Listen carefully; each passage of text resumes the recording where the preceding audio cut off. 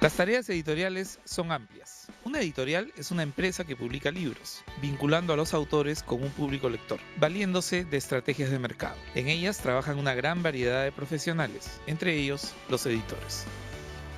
Víctor Ruiz Velasco es editor en un grupo editorial que maneja múltiples sellos, que son equivalentes a marcas. Le pedimos que nos recomendara 3 libros. El primer libro que voy a recomendarles es Escrito en el agua de Paula Hawkins. Es un thriller de suspenso que te mantiene siempre al hilo. El año pasado ella publicó un libro llamado La chica del tren. Tuvo incluso película y vendió más de 27 millones de copias. El segundo libro es Cómo saber si respiro, de la autora española Marina Pérez Agua. Ella es una autora verdaderamente rara, excesiva, es una autora que de todas maneras debemos leer. Quiero hablarles de este libro, Asociación Ilícita, de Leonardo Aguirre. Es un libro compuesto por palabras de otros que él ha ido hilvanando a la mejor manera de un sampler para entregarnos una serie de crónicas sobre los momentos menos bonitos de la vida de muchos escritores peruanos. Ocurría antes, y aún ocurre, en países donde la industria editorial está poco desarrollada, que el editor era también dueño de la editorial. Y de hecho, así empezaron algunas de las grandes casas editoriales del mundo. En cualquier caso, un editor es muchas cosas a la vez. En primer lugar, es un lector que selecciona, entre muchos, los textos que considera adecuados para publicarse, tomando en cuenta su calidad literaria, el interés temático u otros factores. En segundo lugar, es también un orientador en relación con los autores, pues les aconseja sobre los puntos de vista desde los que escriben y sobre todo interviene en el texto, a veces de manera significativa, como fue el caso de Gordon Lish, el famoso editor de Raymond Carver, que definió su estilo. Theo Pinzás y Leonardo Dolores manejan editoriales independientes, de las que son copropietarios y donde también realizan las tareas propias del editor. También nos recomendaron algunos libros.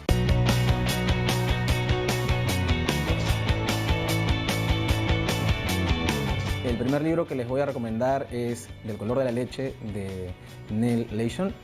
Ella es una dramaturga y novelista inglesa y la historia trata sobre Mary, una joven lisiada que tiene la oportunidad de aprender a leer y escribir en la Inglaterra del siglo XVIII, machista y clasista.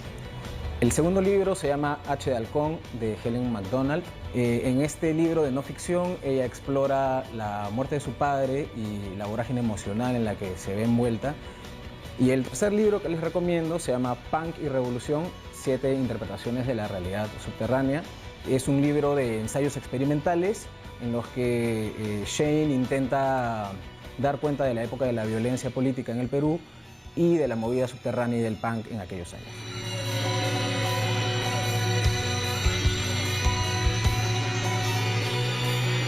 El primer libro que voy a recomendar se llama Nuestro mundo muerto, de Liliana Colanzi, y los cuentos van entre lo fantástico y la ciencia ficción. Me parece muy interesante la propuesta de Liliana porque logra conectar estos dos mundos, mundos en donde el rito, en donde las costumbres ancestrales son parte de la cotidianidad. El segundo libro que recomiendo es El perro Chimu que se enamoró de la luna, de Cromwell Jara. Es una adaptación que Cromwell hace sobre una leyenda, que es la leyenda que da origen al pueblo Chimú. Y así es que la adaptación está muy buena, los dibujos de Eduardo Yagua son impresionantes, están muy bien. Esto es una delicia tanto para adultos como para jóvenes. Y el tercer libro que recomiendo es un libro de mi editorial, Animal de Invierno. Se llama Una calma aparente, de Cristian Solano. Tiene 8 cuentos. Los temas van desde el amor hasta los negocios y la escritura. Un libro que no dejará inmune al quien lo lea.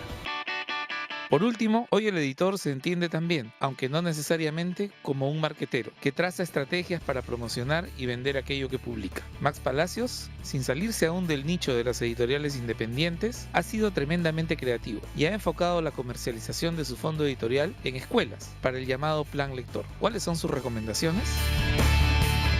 El primer libro que quiero recomendar es el de Haruki Murakami, ¿De qué hablo cuando hablo de escribir?